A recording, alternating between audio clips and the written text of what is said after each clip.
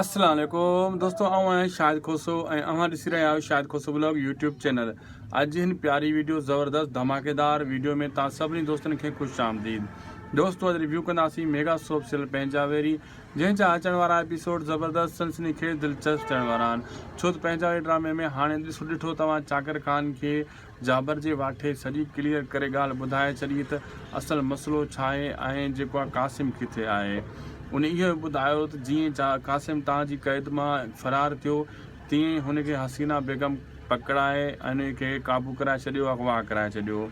इहा चाकर खान खे ॻाल्हि ते पहिरियों यकीन न ईंदो, पोइ चाकर खान इन ॻाल्हि ते गौरो वीचार कंदो, मतां हसीना ईअं कयो हुजे, पोइ वरी हसीना जी जासूसी कराईंदो। हसीना जा जेका वेझा वेझा माण्हू आहिनि, चाकर खान उन जी जासूसी कराईंदो, उन्हनि खे क़ाबू करण जी पूरी कोशिशि कंदो, जीअं असली कातिल कासिम ताईं मां पुॼां। ऐं पोइ सांवल बि जेको आहे दोस्तो तमामु जल्द जेको आहे कासिम ताईं पुॼंदो। फ़िलहालु सांवल जेको आहे हिते ई ॻोल्हींदो रहंदो, उनखे पंहिंजे सौट ते बि शक आहे पंहिंजे भाउ जे क़तल हुजण जो। अहिड़े हिसाब सां हुननि खे हाली पंहिंजी लॻल आहे। तेसीं ताईं कासिम मुंहिंजे ख़्याल में इन्हनि खां मवालनि खां फ़रार थी वेंदो। तेसीं ताईं कासिम कुझु ॾींहं खुलियाम खाईंदो पींदो, पोइ सांवल जे हथु चढ़ंदो।